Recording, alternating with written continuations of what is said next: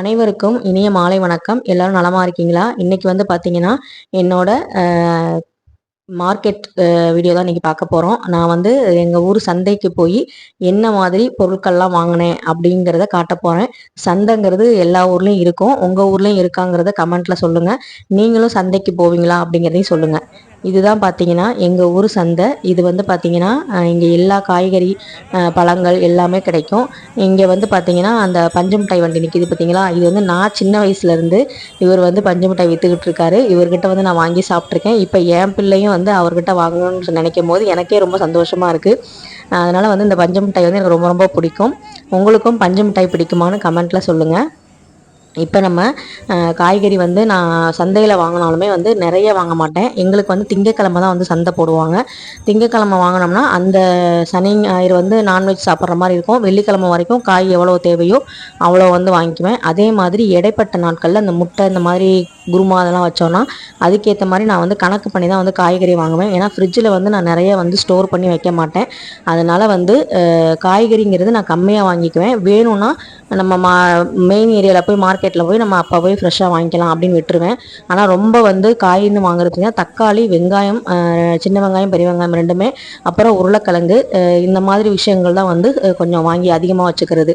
ஏன்னா அது தக்காளியும் வெங்காயம் வந்து நம்ம டெய்லியுமே வந்து நம்ம சேர்க்குற ஒரு விஷயம் உணவில். அதனால் வந்து அதை மட்டும் வந்து வாங்கி வச்சுக்குவேன், 1 கிலோ 1.5 கிலோ அது மாதிரி. ஆனால் மற்றபடி பார்த்திங்கன்னா காய் வந்து பார்த்திங்கன்னா ரொம்ப வந்து கம்மியாக தான் வாங்கி வச்சுக்குவேன். நம்ம 3 பேர் எவ்வளோ சாப்பிட முடியுமோ அந்த அளவுக்கு நம்ம என்ன சாப்பிட்றோமோ நமக்கு தெரியும், நம்ம ஃபேமிலியில் எவ்வளோ பேர் என்ன காய் சாப்பிடுவாங்கன்னு.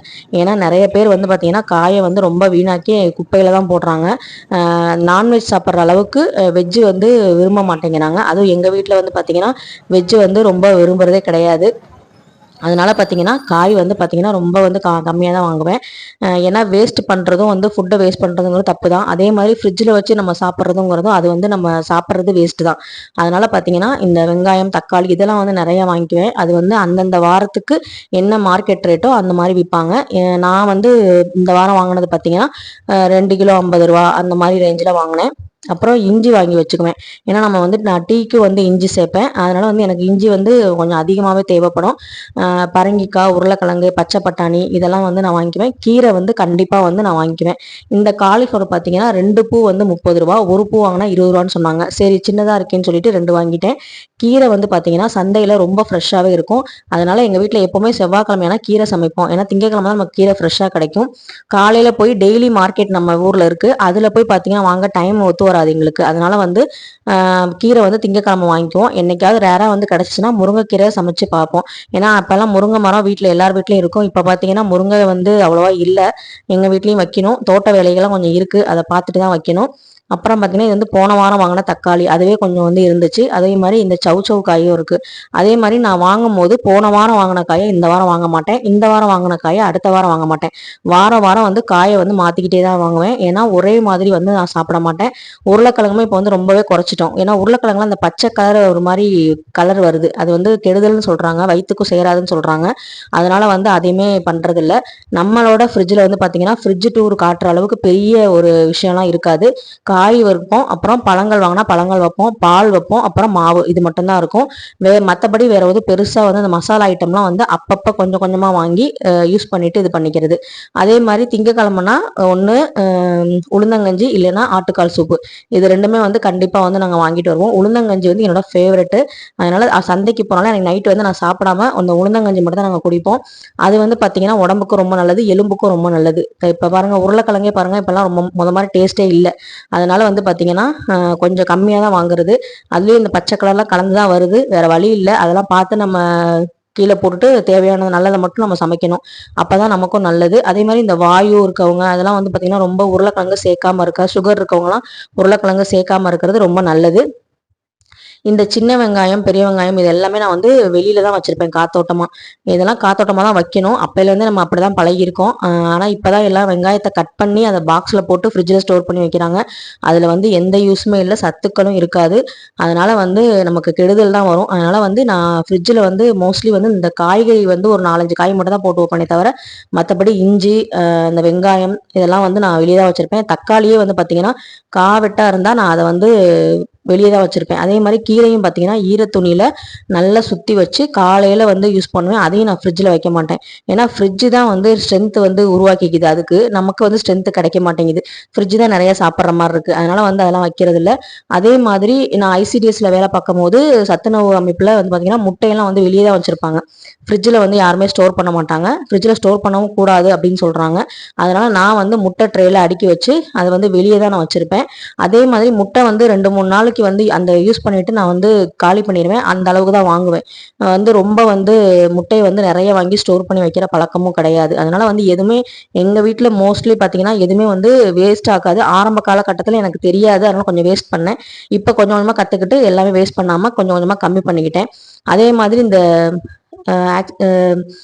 நம்ம சர்ஃப் எக்சல் பவுடரு, அந்த மாதிரி இந்த சோப் ஐட்டம், இந்த லிக்விட் ஐட்டம் இதெல்லாம் வந்து பார்த்தீங்கன்னா நான் வந்து 1 மாசத்துக்கு எனக்கு வந்துடும், 1.5 மாசம் வரும்.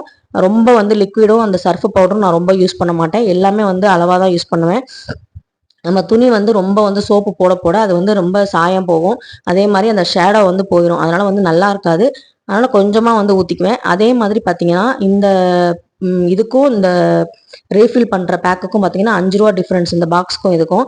ஆனா வந்து நான் வந்து பாக்ஸ் ஏற்கனவே இருக்கு, ஏன் பிளாஸ்டிக் சேர்த்துக்கிட்டே போவோங்கிறனால நான் வந்து ரீஃபில் பேக் வாங்கிட்டு வந்து அதில் வந்து ஃபில் பண்ணிக்கிட்டேன். அதுவுமே எனக்கு வந்து லாபம் தான். ஏன்னா பாட்டிலில் ஃபுல்லாக ஊற்றிட்டு மீதி வந்து பார்த்தீங்கன்னா பேக்லேயும் எனக்கு இருக்கும். அதனால வந்து எனக்கு அதுவும் வந்து அந்த பேக்கில் இருக்கிறதே எனக்கு 2-3 நாளைக்கு நான் வந்து துவைக்கிற அளவுக்கு இருக்கும். ஸோ அதனால வந்து இந்த மாதிரி வாங்கி நான் ஃபில் பண்ணிக்கிறேன். அந்த மூடியில் வந்து பார்த்தீங்கன்னா ஒரு 1/4 மூடியோ இல்லை 1/2 மூடியோ தான் நான் வந்து வாஷிங் மிஷினில் போடும்போது யூஸ் பண்ணுவேன். ரொம்ப வந்து நிறைய யூஸ் பண்ண மாட்டேன். அது ஸ்மெல்லு தான் அடிக்குமே தவிர அதனால ஒன்றும் ஆக போகிறது இல்லை. நம்ம வந்து அந்த அளவுக்கு வந்து போய் காட்டுலேயும் மேட்லேயும் நம்ம வேலை செய்யல. நம்ம வந்து போகிறோம், ஃபேன் காற்றுல தான் நம்ம வேலை பார்க்குறோம். அதனால வந்து பெருசாக நம்ம ட்ரெஸ்ஸில் வந்து அழுக்கு பட போகிறது இல்லை. அதனால பார்த்தீங்கன்னா நமக்கு என்ன தேவையோ அதை மட்டும் நான் வந்து யூஸ் பண்ணிக்குவேன். அதே மாதிரி சர்ஃபு பவுடரும் அதே மாதிரி தான். 1 ஸ்பூன் அளவு தான் எப்போவுமே ரெகுலராக அது மட்டும் தான் போடுவேன். எக்ஸ்ட்ரா இந்த பெட்ஷீட்டு, இந்த தலைவாணி இந்த மாதிரிலாம் யூஸ் பண்ணும்போது நமக்கு வந்து கொஞ்சம் அதிகமாக யூஸ் ஆகுமே தவிர மற்றபடி வந்து நார்மல் இதுக்கு வந்து நமக்கு யூஸ் ஆகாது. அதுக்கப்புறம் பார்த்தீங்கன்னா இந்த இந்த மாதிரி இது விஷயங்கள்லாம் வாங்கும் போது பார்த்தீங்கன்னா நமக்கு ஒரே கடையில் நான் வாங்க மாட்டேன், மாற்றி மாற்றி தான் வாங்குவேன். சில சமயம் வந்து டிபார்ட்மெண்டல் ஸ்டோருக்கு போவேன். அதுக்கப்புறம் பார்த்தீங்கன்னா அண்ணாச்சி கடையில் வாங்குவேன். எனக்கு வந்து இந்த சீட்ல எழுதிட்டு போய் அந்த கடையில வந்து வாங்குறத எனக்கு ரொம்ப பிடிக்கும். ஏன்னா நம்ம தேவையானதை மட்டும் வாங்கிட்டு வருவோம். அதுலயுமே வந்து நமக்கு நிறைய சிக்கனமாகும். அதே மாதிரி 3 ரோசஸ் டீ தூள் தான் வந்து எங்க வீட்டில் வந்து நாங்கள் நேச்சுரல் கேர் தான் யூஸ் பண்றோம். இது பெர் கிராமே பார்த்தீங்கன்னா ₹1. அப்போ 100 கிராம்னா ₹100 வந்துடும். டீ வந்து நம்ம 2 வேளை குடிக்கிறனால கண்டிப்பா வந்து எனக்கு இது 2 வாரத்துக்கு ஒரு தடவை தேவைப்படுது. அதனால வந்து பார்த்தீங்கன்னா டீ தூள் வந்து எனக்கு 2 வாரத்துக்கு ஒரு தடவை கண்டிப்பா வாங்குற மாதிரி தான் இருக்கும். டீ குடிக்காம இருக்க முடியல, அதையும் கொஞ்சம் கொஞ்சம் கம்மி பண்ணணும். அதே மாதிரி இந்த முந்திரி, திராட்சை, ஏலக்காய் இதெல்லாம் பார்த்தீங்கன்னா நான் பாக்கெட்ல வந்து வாங்கி வச்சுக்குவேன் கொஞ்சம் கொஞ்சமா. ஏன்னா இது முந்திரிலாம் வந்து பார்த்தீங்கன்னா மாதிரிலாம் இப்போ இல்லை. அது வந்து பார்த்தீங்கன்னா அந்த குவான்டிட்டிக்கு ஏற்ற மாதிரி வந்து இந்த பவுடர் ஆயிருது, கொஞ்சம் வண்டு அரைச்ச மாதிரி பவுடர் ஆயிருது, டேஸ்ட்டும் இருக்க மாட்டேங்குது. அதனால வந்து பார்த்தீங்கன்னா நம்ம சாமி பிரசாதத்துக்கு பண்றதுக்காக பாயசம் இந்த மாதிரி இந்த பிரியாணிக்கெல்லாம் சேர்க்கும் போது வேணும்னா அதுக்கு மட்டும் வாங்கிக்கிறது. கசகசாலாம் ரேட்டு கூட. அதனால பார்த்தீங்கன்னா என்ன தேவையோ அதுக்காக மட்டும் வாங்கிக்கிறது. நம்ம குருமா வைக்கும் போதோ இல்லை மட்டனுக்கோ அது மாதிரி தான் நம்ம யூஸ் பண்ணுவோம். அதனால வந்து நமக்கு அது பெருசா வந்து நமக்கு இது பண்ணாது. அதே மாதிரி இந்த பவுடர் வந்து பார்த்தீங்கன்னா 1/2 kg வாங்குவேன். 1/2 kg வாங்கினாலே எனக்கு வந்து 1.5 மந்த் வந்துடும். ஸோ இந்த மாதிரி தான் வந்து நான் வந்து என்னோட மளிகை சாமான் பொருட்கள்லாம் வந்து வாங்குவேன். அதே மாதிரி நம்ம கடன் வந்து அவ்வளோவா வந்து வச்சுக்கிறது இல்லை. அப்பப்போ வந்து பில்லை வந்து செட்டில் பண்ணிடுவோம். ஆரம்ப காலகட்டத்தில் கல்யாணம் ஆன புதுசில் எங்களுக்கு வந்து மளிகை கடையில் வந்து எங்களுக்கு ரொம்ப கஷ்டப்பட்டப்ப அந்த அண்ணன் வந்து எங்களுக்கு வந்து ஆரம்பத்தில் கொடுத்தாங்க. அது வந்து எனக்கு ரொம்ப ரொம்ப ஹெல்ப்ஃபுல்லாக இருந்துச்சு, ரொம்பவும் இதாக இருந்துச்சு. இது எல்லாருமே வந்து நிறைய பேர் இதை ஃபேஸ் பண்ணியிருப்பீங்க. லவ் மேரேஜ் பண்ணவங்க எல்லாருமே ஏதாவது பக்கத்தில் ஒரு கடையில் இருந்தாங்கன்னா அவங்க வந்து கணக்கு வச்சு நமக்கு தருவாங்க. அது வந்து பார்த்தீங்கன்னா நமக்கு அந்த நேரத்துக்கு அது பெரிய உதவி. அதெல்லாம் நம்ம மறக்கவே கூடாது லைஃப்ல. பழசை என்னைக்குமே நம்ம மறக்கக்கூடாது. அதே மாதிரி பார்த்தீங்கன்னா எண்ணெய் வந்து லிட்டரு வந்து பார்த்தீங்கன்னா கடலெண்ணெய் வந்து 1 லிட்டரோட விலையை விட நல்லெண்ணெய் 1/2 லிட்டரோட விலை அதிகம். நல்லெண்ணெய் வந்து எப்பவுமே வந்து அதிகம் தான். அதுவும் இல்லாமல் அது ஸ்ட்ரென்த்தும் கூட. நல்லெண்ணெய் வந்து நம்ம மோஸ்ட்லி வந்து புளிக்குழம்பு, இந்த தோசை ஊத்துறதுக்கு அந்த மாதிரி தான் யூஸ் பண்ணுவோம். இது பார்த்தீங்கன்னா ப்ரான் கருவாடு. இந்த ப்ரான் கருவாடு வந்து பார்த்தீங்கன்னா நம்ம நல்ல வானிலையில் வெறும் வானிலையில் வறுத்து பவுடராக்கி நம்ம இட்லி பொடி இந்த மாதிரி இதில் சேர்த்து சாப்பிட்டோம்னா அவ்வளோ சத்துன்னு சொன்னார் அந்த அண்ணன். அந்த பாய் அண்ணன் வந்து பார்த்தீங்கன்னா அவங்கள்ட்ட தான் நாங்கள் மட்டன்லாம் வாங்குவோம். அவர் வந்து திங்கக்கிழமை சந்தையில் வந்து கருவாடை விற்பார். அவர் சொன்னார் சரி இதை வாங்கி ட்ரை பண்ணி பார்க்கலாம் எப்படி இருக்குன்னு சொல்லிட்டு நான் வந்து வாங்கிட்டு வந்தேன். ப்ரான் எங்கள் வீட்டில் எல்லாருக்குமே பிடிக்கும், தம்பி முதற்கொண்டு சாப்பிடுவான், அதனால் வந்து நான் வாங்கிட்டு வந்தேன். அதே மாதிரி நெத்திலி கருவாடுங்கிறதும் எங்களுக்கு ரொம்ப பிடிக்கும். நாங்கள் வந்து பார்த்தீங்கன்னா சமயபுரம் மாரியம்மன் ஏரியா பக்கத்தில் இருக்கனால அந்த சமயபுரம் மாரியம்மனுக்கு சித்திரை மாசத்துல இந்த கருவாட்டு சோறு ஆக்கி போடுவோம். அதனால வந்து இந்த நெத்திலி கருவாடுங்கிறது இந்த சரௌண்டிங்ல எல்லாருமே சமைச்சு சாப்பிடுவோம். அந்த கருவாட்டு சோறுங்கிறது இங்க ரொம்ப ரொம்ப ஃபேமஸ். கருவாடும் முருங்கைக்கீரையும் வச்சுதான் சமைப்போம். அதனால வந்து பாத்தீங்கன்னா இந்த நெத்திலி கருவாடும் நான் வந்து வாங்கிக்கிட்டேன். நீங்க நான்வெஜ் சாப்பிட்றவங்களா இருந்தா மட்டன் சிக்கனை விட கருவாடு அதிகமா பிள்ளைங்களுக்கு கொடுங்க. யோகியும் வந்து கருவாடு நிறைய சாப்பிடுவான். ஏன்னா அதுல இருக்க அயன் ரிச் கண்டென்ட் வந்து ரொம்ப ரொம்ப அதிகம். அதனால வந்து பாத்தீங்கன்னா கருவாடு வந்து சாப்பிட்றது பட்டிக்காட்டுத்தனம் அந்த மாதிரிலாம் கிடையாது. கருவாடை ரொம்ப ரொம்ப நல்லது உடம்புக்கு. தீபத்துக்கு வந்து பார்த்தீங்கன்னா நான் வந்து குமரன் நல்லெண்ணெய் அதான் வந்து யூஸ் பண்ணுவேன். இது வந்து தீபத்துக்குன்னு நான் வந்து வாங்குறது. இந்த 5 எண்ணெய் கலப்பை எண்ணெய்லாம் நான் வாங்கி யூஸ் பண்ண மாட்டேன். அது வந்து பரிகாரத்துக்கு தான் யூஸ் பண்ணுவாங்க. நான் அதனால இந்த மாதிரி எண்ணெய் தான் யூஸ் பண்ணுவேன். விசேஷ நாட்களில் நெய் வந்து நான் தனியாக வாங்கி சாமிக்கு வந்து யூஸ் பண்ணிக்குவேன். இப்படி தான் வந்து என்னோட மல்லிகை சாமான் காய்கறி வந்து மாதம் அந்த வாரக்கணக்கில் இப்படி தான் போகும். அதிகமாக வந்து டம்ப் பண்ண மாட்டேன். அன்னன்னைக்கு யூஸ் பண்ணுறதை அவ்வளோ அதுக்கு நான் வந்து டிஸ்போஸ் பண்ணிடுவேன். அதே மாதிரி பார்த்தீங்கன்னா மல்லிகை சாமானுமே இந்த மஞ்சத்தூள் மிளகாத்தூள்லாம் பார்த்தீங்கன்னா 100 கிராம் 200 கிராம் வாங்கி வச்சுக்கிட்டு அது தீர நான் வந்து வாங்கிக்குவேன் ஃப்ரெஷ்ஷாக. அப்போதான் வந்து நமக்கும் கொஞ்சம் நல்லா இருக்கு. பழசானா அது டேஸ்ட்டும் இருக்க மாட்டேங்குது, ஹெல்த்துக்கும் நல்லது இல்லை. அதனால வந்து நான் அதை வாங்குறது இல்லை. முதல்ல மல்லிகை சாமான் வருஷ சாமான்லாம் வாங்கிட்டு இருந்தேன். அதெல்லாம் நான் ஸ்டாப் பண்ணதுக்கு அப்புறம் தான் எனக்கு ரொம்ப நல்லா இருக்கு, ஃபுட்டுமே டேஸ்டாகவும் இருக்கு. நீங்க எப்படி வந்து உங்க மல்லிகை சாமானை வாங்குவீங்க, எப்படி வந்து சிக்கனப்படுத்துவீங்க அப்படிங்கிறதையும் சொல்லுங்க. இந்த வீடியோ உங்களுக்கு பிடிச்சிருந்தா கண்டிப்பா லைக் பண்ணுங்க, ஷேர் பண்ணுங்க, மறக்காம சப்ஸ்கிரைப் பண்ணுங்க. அடுத்த வீடியோல பார்க்கலாம். தேங்க்யூ.